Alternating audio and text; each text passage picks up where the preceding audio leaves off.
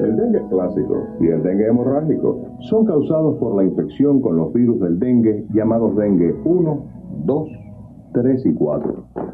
Aunque relacionados estrechamente unos con otros antigénicamente, no proveen inmunidad de protección cruzada, de tal manera que una persona que vive en un área endémica puede tener 3 y quizás hasta 4 infecciones del dengue durante su vida. Cada infección con cada serotipo. La infección con los virus del dengue ocurre cuando un mosquito Aedes aegypti infectado pica a una persona. El Aedes aegypti es un pequeño mosquito blanco y negro que vemos volando dentro y alrededor de la casa de la gente que vive en el trópico.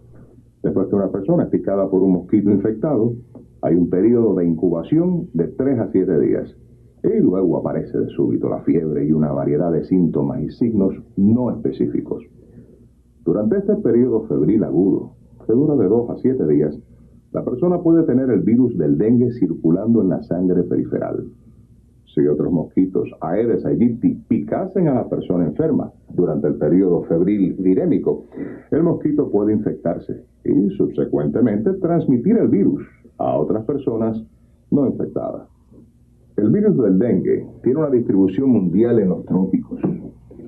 Es la enfermedad viral transmitida por un insecto de mayor importancia en el hombre en términos ambos de mortalidad y morbilidad. Las áreas rojas en este mapa representan países donde la enfermedad es endémica y donde ha ocurrido actividad endémica del dengue recientemente. Hay actualmente sobre 1.5 billones de personas en riesgo de contraer el dengue cada año en el mundo. La forma severa y fatal de la enfermedad, el dengue hemorrágico, es la causa principal de hospitalización y muerte entre los niños en las naciones del sureste de Asia. Inicialmente limitadas a la región asiática, las epidemias de dengue hemorrágico ocurrieron en las islas del Pacífico Sur en los años 1970 y en la cuenca del Caribe en los del 1980. La evidencia actual sugiere que el patrón de la grave enfermedad hemorrágica está evolucionando en la región del Pacífico y el Caribe, igual a como lo hizo en el sureste de Asia. El virus del dengue causa en los humanos un espectro de enfermedades que fluctúan desde la inaparente o moderada fiebre hasta la grave y fatal enfermedad hemorrágica. Es de importancia comprender que en la mayoría de las áreas endémicas, muchas infecciones del dengue son clínicamente no específicas y se presentan como síndrome viral que tienen varios nombres locales dependiendo del país. Deberá notarse que la representación gráfica del espectro mostrado aquí no está proporcionalmente correcta. La proporción de casos con enfermedad grave varía de epidemia a epidemia y con cepa y el serotipo del virus infectante. Otros factores de riesgo que pueden influenciar las expresiones clínicas o la severidad de la enfermedad son el estatus de inmunidad y antecedentes genéticos del individuo. Es de suma importancia comprender que los mismos virus pueden causar dengue clásico o el dengue hemorrágico, y que una grave enfermedad hemorrágica puede ser causada por cualquiera de los 4 serotipos del dengue. El dengue clásico generalmente es una enfermedad de niños, mayores y adultos. Se caracteriza por el súbito comienzo de fiebre y una variedad de señas y síntomas complexionales no específicos, incluyendo dolor de cabeza frontal, náusea, vómito, dolor en el cuerpo, en las coyunturas y erupción. La enfermedad del dengue clásico es generalmente autolimitada y raramente fatal. La fase aguda de la enfermedad dura de 3 a 7 días, pero la convalecencia puede ser prolongada. No hay una secuela permanente asociada con la infección del dengue. El dengue hemorrágico, por el contrario, es principalmente una enfermedad de los niños menores de 15 años, aunque puede ocurrir también en adultos. Es caracterizada por un súbito comienzo de fiebre, usualmente de 2 a 7 días de duración, y una variedad de signos y síntomas no específicos. Durante esta fase grave de la enfermedad, es difícil distinguir el dengue hemorrágico de la del dengue clásico, y otras enfermedades virales como el sarampión, rubiola e influenza, especialmente en niños que frecuentemente tienen infecciones concurrentes que causan enfermedades de las vías respiratorias. Aquí vemos señas y síntomas de 620 casos de dengue hemorrágico en Indonesia. Notarán que no hubo signos o síntomas que fueran específicos. Estos niños pudieron haber tenido un número de otras enfermedades virales. El periodo crítico en el dengue hemorrágico es un periodo de tiempo de cerca de 24 horas antes y hasta 24 horas después que la fiebre baja a lo normal. Es durante este periodo que las manifestaciones hemorrágicas usualmente ocurren. Y aún más importante, se presentan señas de fallas en el sistema circulatorio. Si se hacen pruebas de sangre durante este periodo, el paciente usualmente tendrá trombocitopenia y hemoconcentración. Trombocitopenia es definido como un contagio de plaquetas de menos de 100.000 por milímetro cúbico y hemoconcentración como del 20% o mayor en el hematocrito. Las manifestaciones hemorrágicas más comunes son hemorragia de la piel, tales como petequia, lesiones purpúricas y equimosis, epistaxis, encías sangrantes. La hemorragia gastrointestinal y la hematuria ocurre menos frecuente. La prueba del torniquete es diagnósticamente útil al médico. Comienza inflando la manguilla de tomar la presión en el punto medio entre la presión sistólica y diastólica por 5 minutos y luego afloje la presión. Una persona con alta fragilidad capilar mostrará profusión de petequias en el antebrazo. Una prueba positiva es definida como una de 20 o más petequias por pulgada cuadrada, como se muestra aquí.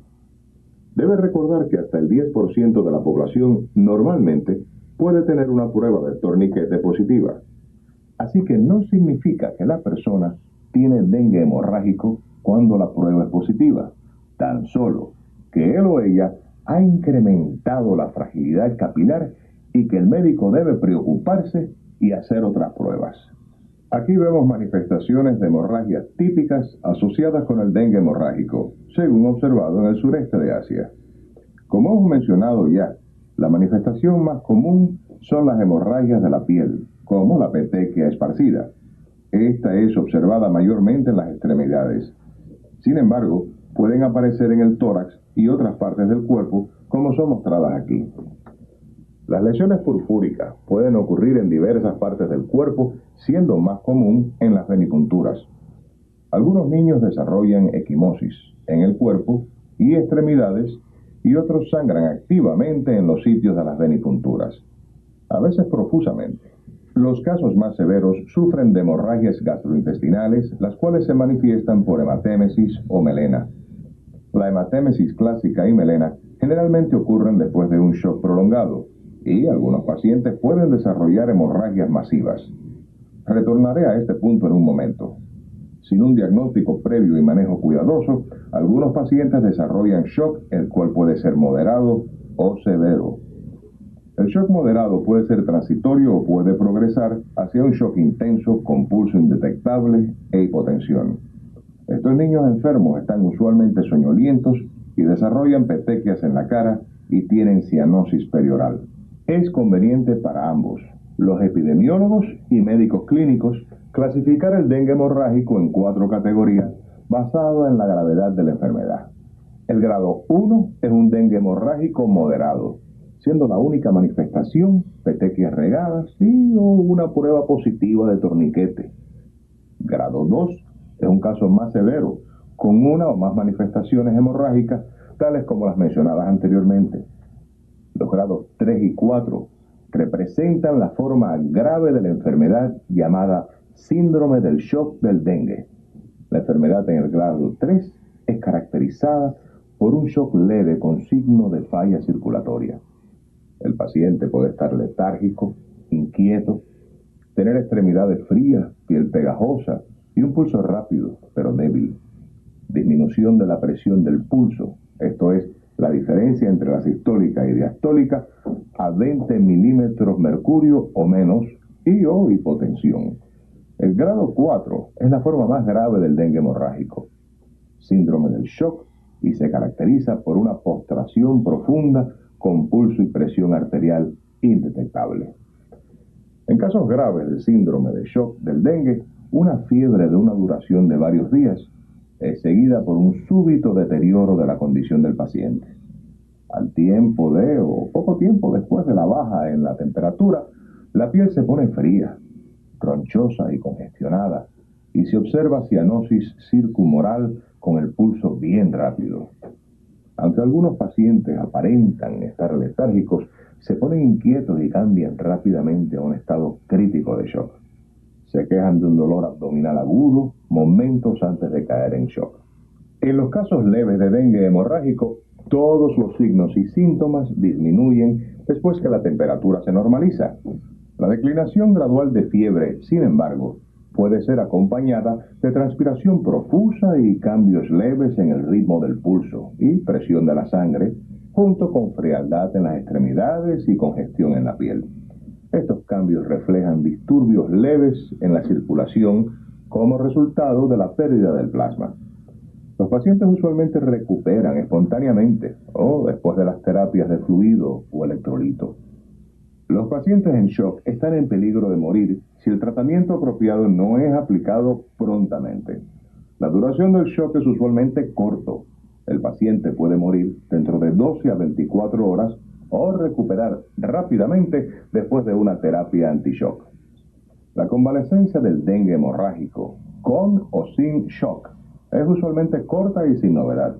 Aún en casos de profundo shock, una vez este superado, el paciente recupera en 2 o 3 días. La trombocitopenia y la hemoconcentración son síntomas constantes del dengue hemorrágico. Un contagio de plaquetas menor de 100.000 por milímetro cúbico ocurre entre el tercer y octavo día. La hemoconcentración, que indica pérdida del plasma, siempre ocurre en el dengue hemorrágico, aún en casos sin shock. Es más grave, sin embargo, en casos con shock. La hepatomegalia es común, pero no un hallazgo constante. En algunos países, la mayoría de los pacientes con dengue hemorrágico confirmado tienen un hígado agrandado. En otros países, sin embargo, la hepatomegalia varía de una epidemia a otra dependiendo del serotipo del virus. La principal anormalidad patofisiológica observada en el dengue hemorrágico, síndrome del shock hemorrágico del dengue, es un aumento agudo en la permeabilidad vascular que lleva a una pérdida de plasma al compartimiento extravascular, resultando en una hemoconcentración y descenso de la presión sanguínea. Estudios del volumen del plasma han mostrado una reducción de más del 20% en casos severos. Evidencia encontrada de la pérdida del plasma incluyen acumulación cerrosa en casos de autopsia, efusión pleural en placas de pecho, hemoconcentración e hipoproteinemia. No hay aparentemente lesión vascular destructiva, sugiriendo que los cambios funcionales transitorios se deben a una acción de un mediador farmacológico. Cambios hemostáticos en el dengue envuelven 3 factores: cambios vasculares, trombocitopenia y desórdenes en la coagulación. La mayoría de los casos tienen un aumento en la fragilidad vascular y trombocitopenia, y muchos tienen coagulogramas anormales sugiriendo coagulación intravascular diseminada, como lo evidenciado por la trombocitopenia concomitante, tiempo parcial prolongado de la tromboplastina, descenso en el nivel de fibrinógeno y aumento en los productos de la degradación de fibrinógena. La hemorragia gastrointestinal es un hallazgo regularmente encontrado en la autopsia en la mayoría de los pacientes que mueren. Una efectiva y pronta reposición de fluidos del plasma perdido con soluciones electrolíticas, plasma o expansores de plasma resultan usualmente en un resultado favorable en la mayoría de las veces. Con la administración de fluidos adecuados, el síndrome del shock del dengue es rápidamente reversible. La reposición rápida de los fluidos usualmente evitará el DIC. El pronóstico dependerá de cuán pronto se reconozca el shock, basado en el manejo del paciente. No es necesario hospitalizar a todo caso sospechoso de dengue hemorrágico, ya que el shock tan solo ocurrirá en cerca de una tercera parte de los pacientes. Los hallazgos, bastante frecuentes, de que un descenso en los contagios de plaquetas usualmente precede al aumento del hematocrito, es de un gran valor para el pronóstico y el diagnóstico. Como medida preventiva y poder reconocer las primeras señales del shock, se debe aconsejar a los padres atraer al paciente para repetirles la prueba de plaquetas y del hematocrito cada 24 horas. Los padres deberán también ser instruidos a mantener una cuidadosa observación de signos de deterioro clínico y signos avisores de shock, tales como inquietud o letargo, dolores agudos abdominales, extremidades frías, congestión en la piel o oliguria en o después del tercer día de la enfermedad. Casos leves de dengue hemorrágico pueden ser usualmente rehidratados oralmente y el uso de antipiréticos para la fiebre será todo lo que se necesitará.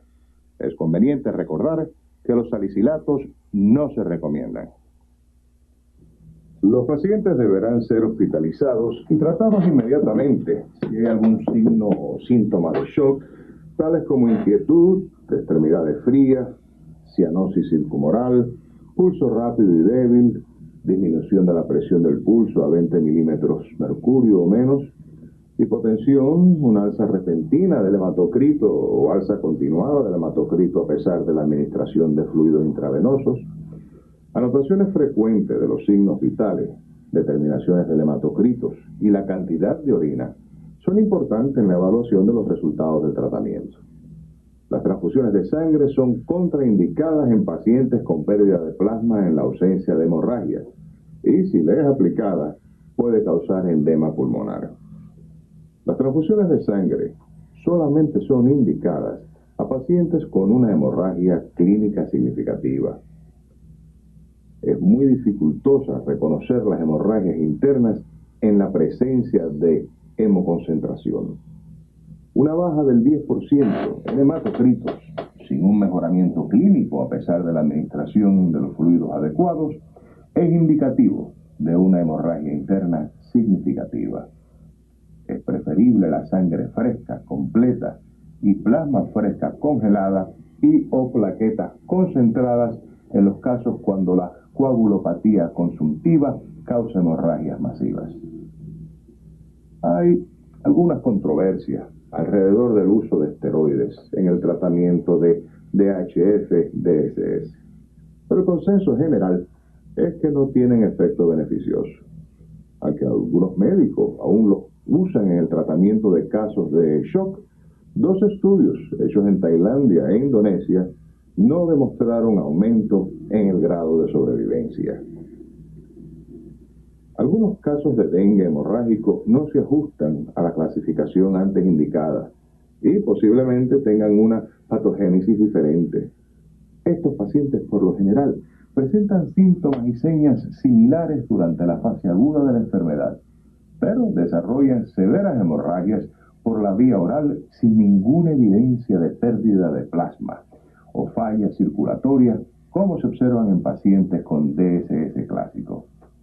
Generalmente, la hemorragia gastrointestinal por vía oral ocurre de 3 a 5 días después de los primeros síntomas de la enfermedad y es frecuentemente la razón por la cual el paciente es llevado al hospital.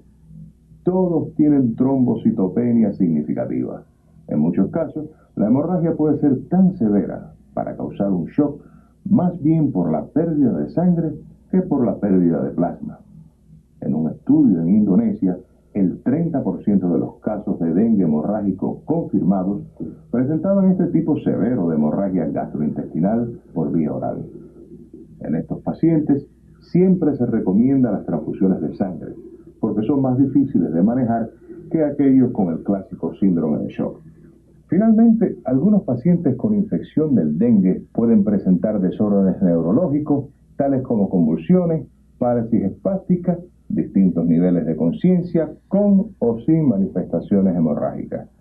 Estos pacientes, que a veces son admitidos al servicio de neurología con un diagnóstico de encefalitis viral, pueden subsecuentemente desarrollar manifestaciones hemorrágicas y shock. Los hallazgos en el fluido cefalorraquídeo de estos casos es normal y la evidencia actual sugiere que el virus no cruza la barrera hematocefálica. Es necesario hacer más investigaciones para identificar los factores que contribuyen a estas manifestaciones raras. Un diagnóstico definitivo de la infección del dengue tan solo puede ser hecho en el laboratorio y depende en aislar el virus o detectar específicamente los anticuerpos en el suero de los pacientes. Se recomienda, por lo tanto, que una muestra de sangre aguda le sea tomada tan pronto sea posible después del comienzo de la enfermedad y obtener una segunda muestra convaleciente. Se recomienda tomar una muestra de sangre de todos los pacientes al ser dados de alta del hospital. El virus puede ser aislado de la muestra aguda de sangre, tomada en los primeros 5 días de la enfermedad. Las pruebas serológicas son usadas para detectar los anticuerpos. La prueba de IgM, ELISA, detecta anticuerpos IgM que usualmente aparecen por el 5.º día del comienzo de la enfermedad y persisten por 2 a 3 meses. La prueba de inhibición de hemaglutinación y la ELISA indirecta detectan anticuerpos IgG que usualmente aparecen simultáneamente con IgM, pero persiste de por vida. Por esta razón, el diagnóstico usando IgM requiere una muestra de sangre convaleciente para demostrar un cuádruplo o mayor aumento en anticuerpos específicos. Desearía terminar enfatizando que el dengue hemorrágico es una enfermedad nueva en la región americana. Epidemias en áreas en que la comunidad médico es apática a estas enfermedades pueden producir altas tasas fatales debido a que el diagnóstico del DHF-DSS es hecho muy tarde o nunca. Es de suma importancia, por lo tanto, que los médicos de estas regiones aprendan a reconocer y manejar esta enfermedad y a aceptar su responsabilidad a educar a la gente en los métodos de prevención y control.